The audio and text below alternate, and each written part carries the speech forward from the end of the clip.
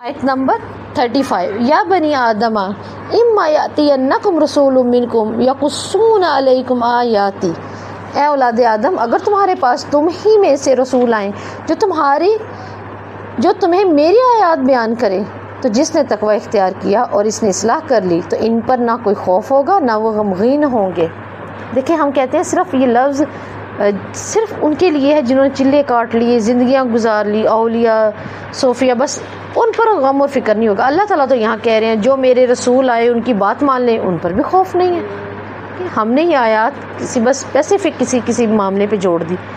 یا بنی آدم، اللہ تعالیٰ کی جانب سے دیکھیں تخلیق آدم کے وقت ایک نصیحت ہوئی ہے، یہ بعد میں نہیں ہوئی، یہ کس وقت ہوئی ہے؟ یا بنی آدم۔ اور اسی طرح کی ایک آیت ہم پیچھے پڑھ کر آگے جب یہ نیچے اتارنے لگے تھے اللہ تعالیٰ ان تینوں کو، یہاں بھی تخلیق کے وقت اللہ تعالیٰ یہ نصیحت کر رہے ہیں۔ اور کیا؟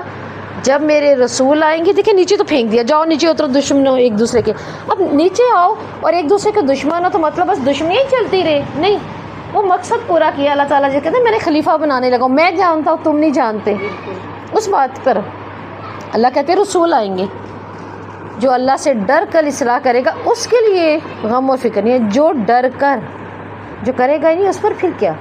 یقصون علیکم آیاتی، میری آیات بیان کرے گا، مطلب جو میرے کچھ احکامات ہوں گے جا کے اپنا وقت گزارو تھوڑے ٹائم کے لیے، اور اس میں دیکھو جو میری طرف سے کچھ احکامات آئیں ان پر عمل کر لینا۔ فمن اتقی، تو جس نے تقوی اختیار کیا، کیا اللہ تعالیٰ اسی وقت ہمیں کیا نصیحت کرے؟ ابن آدم کو بھی تقوی انسان کی زندگی میں کیا کردار ادا کرے گا؟ اللہ تعالیٰ کہہ رہے بے حیائیوں سے رک جانا، حلال کو اپنے اوپر حرام کرنے سے اور حرام کو اپنے اوپر حلال کرنے سے رک جانا، شرک نہ کرنا، کبیرہ سے بچ جانا، نیک کاموں پر خود کو آمادہ کرنا، کیونکہ مشکل کام ہے۔ صحیح تو دیکھیں گے تقوی انسان کو دیکھیں خوف سے نجات دلا کر لائے گا، کس دائرے میں؟ امن کے دائرے میں لائے گا۔ اللہ تعالیٰ نے پہلے تقوی کی شرط رکھ دی، تو تقوی کے ذریعے ہی انسان اللہ کی رضا تک پہنچتا ہے، اس کے علاوہ کوئی اور سیڑھی نہیں ہے، کوئی راستہ نہیں ہے، گوگل کوئی میپ نہیں بتائے گا مجھے اور آپ کو۔ تقوی صرف اللہ کے پاس جانے کا ذریعہ۔ وہ اصلاح، اور اس نے اصلاح کی، اس نے کیا کیا؟ ظاہری بھی اور باطنی بھی، تمام معاملات میں اصلاح کی۔ یہ نہیں کہ بس ہاں جی میں ایمان لے آیا میں بہت اچھا ہوں، نہیں، اب اس کو ظاہری اور باطنی اصلاح کرنی پڑے گی۔ پچھلی آیت کو سامنے رکھیے، اللہ تعالیٰ نے کیا کہا؟ فواحش ما ظاہر منہ وما بطن، تو کون سی تھی؟ ظاہری بھی بے حیائیاں اور باطنی۔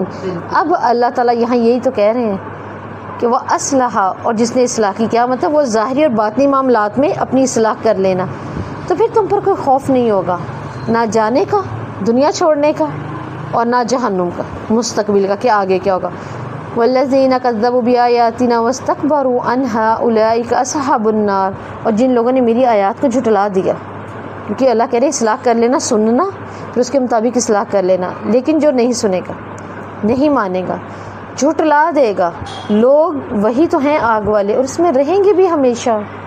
اب یہاں پہ آیت میں دیکھیں والذین کذبوا بآیاتنا، انسان اللہ کی آیات کو جھٹلاتا کیوں ہے؟ اللہ تو بار بار کہہ رہے ہیں، جبکہ نہیں نا، کون جھٹلائے گا؟ اگر ہم ویسے بھی دیکھیں چلیں کافر ہے کوئی بھی ہے تو کیوں جھٹلائے گا؟ کائنات کا غور و فکر ہے، ایک اچھی بات، ہر مذہب کو یہ تو پتہ نا اچھا کیا ہے برا کیا ہے، اچھائی برائی تو سب کہہ رہے ہیں کیا ہے، سب کے سامنے شو ہے، لیکن یہاں انسان کیسے جھٹلاتا ہے؟ ہمیں آیات بتاتی ہیں وہ غور و فکر نہیں کرتا، نہ کرنا چاہتا۔ کیا جن قوموں نے غور و فکر کیا ہوتا وہ آج ایسی ہوتی؟ وہ دنیاوی طور پر تو کامیاب ہیں، لیکن اللہ کے ہاں تو وہ کامیاب نہیں ہے۔ تو انسان اللہ کی طرف سے ایسی بات منسوب کر دے جو اللہ نے کہی ہی نہیں، تو یہ اللہ کی طرف وہ نقص پیدا کر رہا ہے۔ آیات کو اپنے لیے ضروری خیال ہی نہیں کرتا، آیات کو غلط ثابت کر دے گا، اپنے نفس کو غلط ثابت نہیں کرے گا۔ واستکبروا عنہا، اور پھر تکبر بھی کرتا ہے۔ اب آیات سے تکبر کیا ہو سکتا ہے؟ کیا ہو سکتا ہے؟ آپ کو کیا لگتا ہے؟ آیات پہ عمل نہ کرنا، اپنی رائے کو بہتر سمجھنا، اپنی رائے کو بہتر سمجھنا، اپنی ذات کی بڑھائی، اللہ نے جو سچ کہا وہ نہیں ماننا، یعنی نماز نہیں پڑھنی، ٹھیک ہے، منہ موڑ لیا۔ اللہ تعالیٰ قرآن میں کہتے ہیں نا سورہ قیامہ میں وَلَكِنْ كَذَّبَ وَتَوَلَّىٰ، سچ کو نہیں سنتا، نماز نہیں پڑھتا، جھٹلا دیتا ہے، ٹھیک ہے، اور کیا کرتا ہے ثم ذهب الى اهله یتمتع، ٹھیک ہے، پھر کیا کرتا ہے اپنے گھر والوں کی طرف چل پڑتا ہے اکڑ کے اور منہ پھیر کے، اس طرح کرتا ہے۔ وہ لوگ آگ والے ہیں، کبھی نہیں نکلیں گے۔ ابن عباس نے یہاں پر کہا ہے وہ کافر ہیں، جو ہمیشہ کے رہنے والے ہیں نا وہ کافر ہیں آگ میں۔ جس طرح انہوں نے آیات کی توہین کی تو اللہ نے ان کی سزا کیا رکھی ہے، اور رسولوں کی اتباع نہ کرنا ہمیشگی کی جہنم ان کے لیے ہے۔ ورنہ مسلمان کہیں نہ کہیں چاہے کروڑ چاہے ہزاروں سال جل ان کے آخر کا نکلنا تو ہے اس نے۔ اللہم لا تجعلنا منہم، اللہم اجرنا من النار۔